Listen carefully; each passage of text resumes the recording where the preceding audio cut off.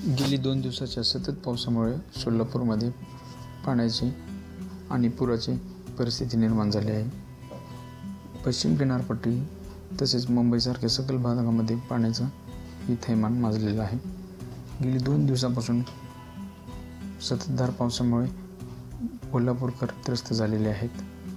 तसेच कोल्हापूरमधील सर्व घाटातले रस्तेही भयानक आणि थरकाप उडवणारे अनुभव सध्या घडत आहेत. तसेच कोल्हापूरमधील गगनबावडा घाटातील 22 जुलै रोजी झालेल्या दुपारच्या पावसामुळे काही वेळ ट्रॅफिकही जाम झालेली आहे. घाटामधील रस्ते हे अरुंद असल्यामुळे सध्या ड्रायव्हरमध्ये भीतीचे वातावरणही निर्माण झालेले आहे आणि सततधार पावसामुळे देखील